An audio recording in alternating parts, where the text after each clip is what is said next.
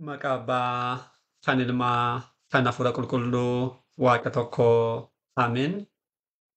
Dhiifamaa fi tolummaa isaa nuuf baay'isee Waaqayyo Abbaan keenyaa akka baay'ina cubbuu keenyaa osoo hin taane akka tolummaa fi dhiifama isaatti eegee tiksee hanga isaan kanatti kan nu ga'e qulqulluu kan ta'e maqaan isaa guddaa kan galatoomee fi kan ulfaate nuuf haa ta'u. Sagalee kana kan dhaggeeffattan maatiiwwan Waaqayyoo ijoolleen haadha keenya qulqulleetti Dubroo Maariyaam bakka adda addaa kan jirtan hundumti keessan maqaa gooftaa keenyaa fayyisaa keenyaa Iyyasuus Kiristoosiin nagaan isin gaafadhaa. Akka isaatii bakka jirtanitti akkam bultanii, akkam ooltanii, akkam galgaleessitanii.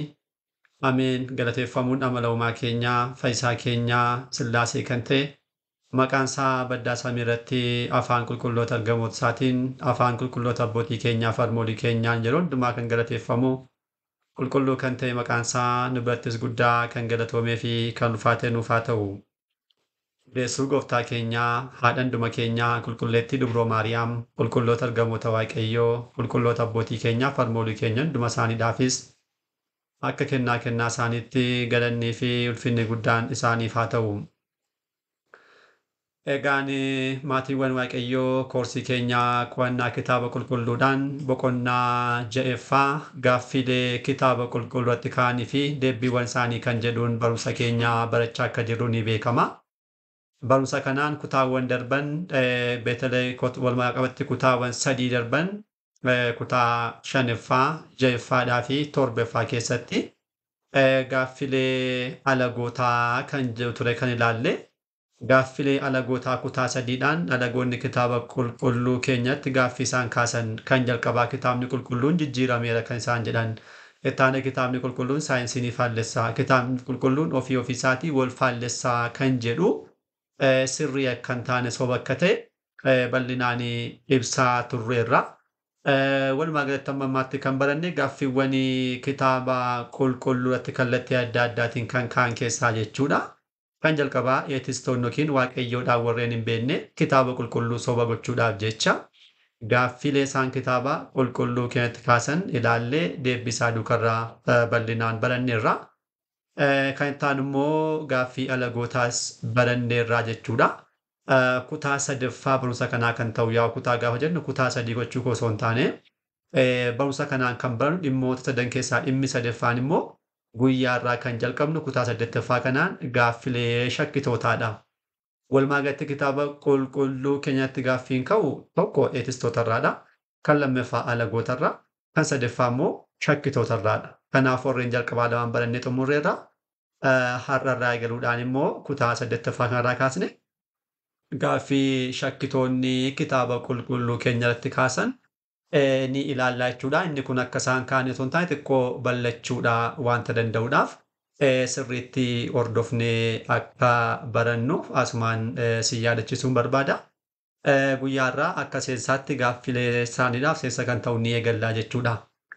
Dursine akkuma baranne yaa shakkitoonni maal akka ta'an ibsineerra barumsa mana kiristaanaa keessaatu muraasa qofa kanneen uffatanidha.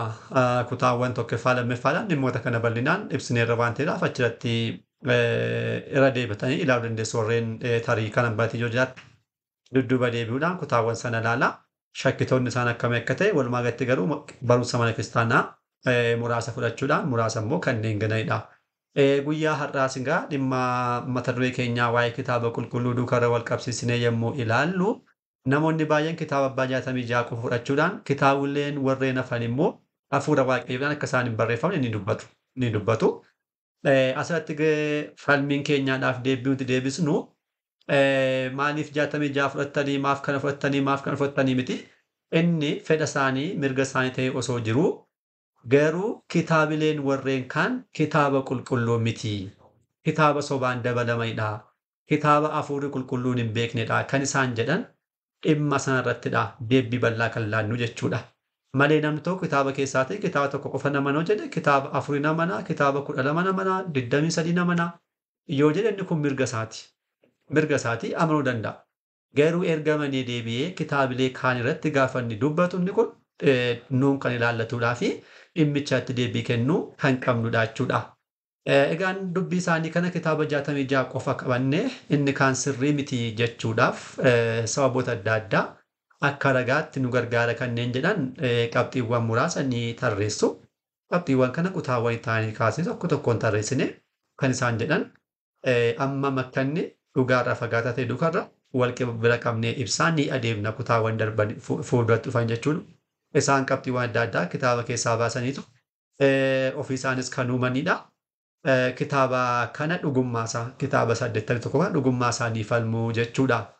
Egaan qabxiiwwan isaan tarreessan kana ilaaluu keenyaan dursine dhimmuma kan keenyaa beekuun barbaachisaadha. Kitaabileen qulqullaa'oo warreen kitaaba abbaa 66 irraa hin jirre warreen achirra warreen kutamanii hambifaman isaan kamidha kan jedhu isaan kana haa ilaallu. Bargit dursinee boqonnaa lammaffaa gaafa barachaa turre achirratti kitaabilee 81 tarreessineerra qoqqoodama isaanii duukarra achirraatu namni hubatu kitaabilee 66 kamtu jira kamtachi keessa immoo hin jiru jedhee hubachuun salphaadha garuu akka seensaattis akka nu fayyaduudhaaf asitti kitaabileen 66 keessaa kutamanii hambifaman isaan kamidha jennee mee haa ilaallu. Kitaabileen lamaan ingidihi kitaabileen abbaan 81 kan keenyaa fi kan pirootestaantizimiin lafa kaa'ee kitaabilee 66 jechuu kooti. Adda addummaa adda addaa ni qabu. Tokko hiikkaan isaa mataan isaa adda addummaa guddaa qaba. Hiikkaama keessa jechoomtu jiran amma kitaaba fokkaataa fudhannee keessumatti hiikkaan isaa baay'ee adda addummaa qaba. Wanta hin jirre itti dabalee wanta jiru balleessee kan kaa'e ni qaba kitaabni abbaa 66 jechaadha. Innaa hiikkaa kanatti dabalatee immoo lakkoofsi kitaabilee achi keessa jiranis immoo adda addadha. Adda addadha. Adda addummaan guddaan immoo kutaawwan lamaan keessaa kutaa kakuu haaraadhaa fi kutaa kakuu moofaa keessaa adda addummaan guddaan kan mul'atu kitaabilee kakuu moofaa irrattidha. Isaan kana dursinis baranneerra yaa'u kitaabilee kakuu haaraa kitaabileen sirnaa 8 akka jiranitti ta'ee adda addummaan guddaan garuu kitaabilee lamaan gidduutti kan argamu kitaaba kakuu moofaa irrattidha. Innaa kitaabileen kakuu moofaa irraatii kitaaba sabbaa 66 irraatti kutamanii hambifaman sun bakka lamatti qoonnee ilaaluu ni dandeenya. Hubannoodhaaf salphaa ta'e akka beekuu dandeenyu jechaadha. Isaanis kan jalqabaa mataa isaanii danda'uudhaan kanneen lakkaa'aman ni jiru. Kan lammaffaa immoo kitaabilee biroo waliin kanneen lakkaa'aman ni jiru. Innaa isaan kana kitaabilee kakuu moofaa kan keenya kanneen jiran garuu kan 66 kan hin arganne jechaadha. Haala kanaan ilaaluu ni dandeenya. Warreen jalqabaarraa gaafa kaanu mataa isaanii danda'uudhaan kanneen lakkaa'aman kan jennu kitaabileen kun kitaabilee mataa isaanii danda'uudhaan akka kitaaba tokkotti lakkaa'amanidha. Mataa isaanii danda'uudhaan dhaabbatanii akka kitaaba tokkotti maal kan ta'an kanneen lakkaa'aman jechuudha. Isaan kana kitaabilee 11 ni qabna. Kitaaba abbaa 66 fi kutamanii kan hambifaman jechuudha. Isaanis kan jalqabaa kitaaba kufaaleedha. Isa kana dursinee bal'inaa waa'ee kitaaba kanaa baranneerra. Kan lammaffaa kitaaba Heenokidha. Waa'ee kitaaba kanaas baranneerra. Dhimmoota kana warreen hin baratiniif warreen hin beekne hojjetan tarii dudduuba deebi'uudhaan boqonnaa 3ffaa barumsa keenyaa bal'inaa ilaala. Tokko tokkoon kitaabileen kun ibsamaniiru. Kan 3ffaa immoo kitaaba Izraa lammaffaadhaa fi Izraa Sutu'eel. Isaan kun lamaan akka tokkotti wajjiraan dhaabbachuudhaan kan lakkaa'amanidha. Kan 4ffaa immoo kitaaba Xoobiitidha. Kitaaba Xoobiit kanas dursinee baranneerra. Kan 5ffaa kitaaba Yoodiit. Kitaaba Yoodiit kanas dursinee baranneerra. Kan 6ffaa immoo kitaaba Meeqaabiyaan tokkoffaadha. Akka kitaaba tokkotti qofaasaa kan lakkaa'amu. Kan 7ffaa immoo kitaaba Meeqaabiyaan lammaffaadhaaf 3ffaa. Isaan kun lama ta'uudhaan akka tokkotti mataa isaanii danda'anii kitaaba lakkaa'amanidha. Kan 8ffaa immoo kitaaba Teegitsaas yookiin kitaaba akeekkachiisaa kan jedhu afaan Oromoodhaan kanas ibsinee baranneerra. Kitaaba tokko ta'uudhaan kan lakkaa'amudha. Kan 9ffaa immoo kitaaba ogummaati. Kitaaba ogummaa xibeeb kan jedhu jechaadha. Inni kun mataa isaa danda'uudhaan akka kitaaba tokkotti lakkaa'ama. Kitaabni 10ffaa kitaaba Siraakidha. Kitaabni Siraak ogummaa Siraak kan jedhu inni kunis mataa isaa danda'uudhaan akka kitaaba tokkotti maal kan ta'udha kan lakkaa'amudha. Kan 11ffaa immoo kitaaba Yoosef ilma Kooriyoonidha. Kitaaba Yoosef ilma Kooriyoon inni kunis mataa isaa danda'uudhaan akka kitaaba tokkotti kan lakkaa'amudha jechuudha. Innaa kitaabileen haala kanaatiin tokko tokko isaanii kanneen lakkaa'aman kun mataa isaanii danda'uudhaan kanneen lakkaa'aman kitaaba isa kan pirootestaantizimiin qabu kitaaba 66tu warreen citanii afanidha. Mataa isaanii danda'uudhaan kanneen lakkaa'aman jechuudha. Kan lammaffaa immoo kitaabilee biroo duukaa kanneen warreen lakkaa'aman ni jiru. Mataa isaaniidhaan dhaabbachuu kan hin dandeenye Garuu kitaabilee biroo jala galuudhaan akka tokkotti kanneen lakkaa'aman jechuudha. Maaliifidha? Yaa'u kitaabileen kun wal qabatu waan ta'aniidhaafidha. Tokko kitaabichumti dursee kan barreeffame raajii isaa duukaa wal qabataa. Lammaffaa immoo barreessaan isaa nama tokko ta'ee qulqulluu tokko ta'ee haala kanaatiin kaan immoo haftee isaa ta'ee itti dabalamee kan lakkaa'amudha jechuudha. Isaan kun kan akka kitaaba Baarook, kitaaba haftee Ermiyaas, haftee Daani'eel, faarfannaa ijoollee sadanii, kitaaba Soosinnaa fi kadhannaa Minaasee. Isaan kun mataa isaanii danda'anii hin lakkaa'amanii garuu kitaabilee biroo jala galuudhaan kitaabilee madursan jiran duukarra kanneen lakkaa'amanidha. Isa kana yaa'u dursinee boqonnaa lammaffaatti ibsineerra. Irra deebinee yaadachuudhaaf akka ta'uudhaaf garuu kitaabni Baarookiif hafteen Ermiyaas kitaaba raajii Ermiyaas duukarra kan lakkaa'amudha. Dursinee akkuma baranne hafteen Ermiyaas kan raajii Ermiyaasii, kitaabni Baarookiis raajii Ermiyaasidha. Kan lammaffaan warra ta'an immoo haftee Daani'eel, faarfannaa ijoollee sadanii, kitaaba Soosinnaa. Isaan kun immoo raajii Daani'eel duukarra lakkaa'amu jennee baranneerra. Hafteen Daani'eel raajii Daani'eelitti kan fufudha. Faarfannaa ijoollee sadanii, ijoollee sadan Baabiloonitti ibiddatti darbataman barreessaan isaanii Daani'eel kan ta'e erga isaan ibidda keessaa ba'aniitu kan isaan faarfatan. Kitaabni Soosinnaa immoo yaa'u Soosinnaan dachee sana booji'amtee isaan duukaa jiraachaa kan turte Baabiloon achitti ishee duukaa kan wal qabatu seenaa raawwate Daani'eel kan barreesse isa waan ta'eedhaaf haala kanaatiin raajii Daani'eel irratti hammatamanii jiru jechuudha kitaabileen kun. Kan xumuraa immoo kadhannaa Minaasee kan jennu inni kun kitaaba oduu oolmaa yookiin immoo seenaa baraa kan jedhu afaan Oromoodhaan ba'e achirra kan lammaffaa irratti kan lakkaa'amudha. Maaliif kadhannaan kadhate jechuudhaan kitaabichi hin dubbata waan ta'eedhaaf kadhannaan kadhatee qofaatti barraa'ee kan jiru kitaaba kadhannaan Minaasee kitaaba sana duukarra lakkaawamaa jechuudha. Kanaaf salphaadhumatti egaa kitaabileen kunneen manni kiristaanaa Ortoodooks Tawaahidoon kan isheen fudhattu jechaadha. Kitaabileen kakuu moofaa kitaabileen 46 kan jennu isaan kanatti dabalatanii jechaadha. Haalli lakkoofsaa isaa mataan isaa adda addummaa guddaa qaba. Kan ammaa guyyaarraa akka Pirootestaantii lakkaa'utti kitaaba tokko tokko ishee baay'eedhaan kan lakkoofnu miti. Yaa'u dursinee bisinee baranneerra kan akka kitaaba Saamu'eel tokkoffaa lammaffaa kan jiru akka tokkotti akka lakkaa'amu booda qo'annaaf jedhameetu erga barreeffameetu qo'annaadhaaf jedhamee bakka lamatti kan qoodamedha malee Saamu'eel gaafa barreessu tokkoffaa lammaffaaleen barreessine miti kana bal'inaan ibsaa turre.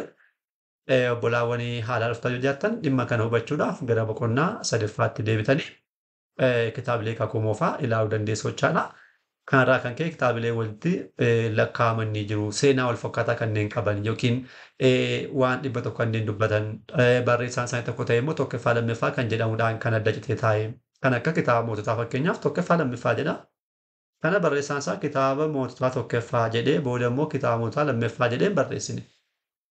Inni kun kitaaba tokkodha. Booda warreen kitaabichatti maqaa baasan qo'annaadhaaf akka mijataa ta'utti kitaaba moototaa kan jalqabaa itti aanus immoo kan lammaffaa jedhanii akkasitti kaa'an malee yeroo barreeffamu kitaabni kanaatiin hin barreeffamne. Innaa kanaaf lakkoofsa kan hordofti manni kiristaanaa Ortoodooks Tawaahidoo.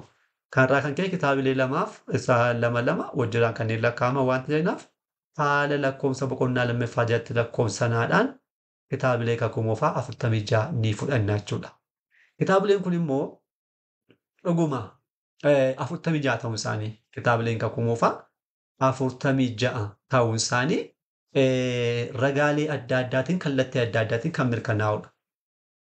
Keessumattiyyuu kitaabilee 39 kan abbaan 66dhaa fi kan warri Yihudii Juudaayizimii fudhatan sanaa alatti kitaabileen biroon akka isaan jiran. Kamii alatti kitaabilee 39 sanaa olitti kitaabileen manni kiristaanaa Ortoodooks Tawaahidoo fudhattu warreen hafan sun jechaadha. Dhuguma kitaaba hafuura qulqulluudhaan kanneen barraa'an kitaabilee waaqayyoo kitaabilee qulqullaa'oo qannoodhaan kanneen dabalaman ta'uu isaanii kan ibsu kitaabilee keessaa akkasumas seenaa keessaa sirrimatti mul'ataa kan ta'e ragaawwan baay'een ni jiru. Yoo xiqqaate ragaawwan 4 ragaawwan baay'ee yaa'u gaafa isaanii gaafa kaasnu bal'inaan ibsaanii deemna. Garuu ragaalee 4 immoo qofaatti adda baasnee tokko tokkoon dhugummaa kitaaba kanaa jechuudha. Bara duraarraa kaasee bara duraa kan jennu dhaloota kiristoosiin dura wanta turerraa kaasee kitaaba afaan Giriikitti kan jijjiirame sana Septuaginti dabalatee kan Eesiyaanotaa dabalatee bara duukaa buutaa wanta jiruudhaaf hamma jaarraa shanaffaatti waan ture kana gidduutti kitaabileen kun haala kamiitiin akka isaan ibsamanii jiranidhaa fi dhuguma kitaaba hafuura qulqulluudhaan barreeffama akka isaan ta'an ragaalee ni dhiyeessan jechaadha. Inni kun xiqqoo ishee wanta bal'atuudhaaf jalqabnees gidduutti dhaabuun wanta hin barbaachisneef kutaattaanuun mata duree tokko dhanneetu ragaalee kana ni dhiyeessinaa jechuudha. Har'aa fi asumatti nu haa ga'u abbaa sagalee kanaa kan ta'e Waaqayyo abbaa keenyaaf galanni ulfinni guddaan isaaf haa ta'u. Kutaa itti aanuun deebinee hanga dhufnutti nagaa Waaqayyootiin turtii gaarii galanni Waaqayyoof.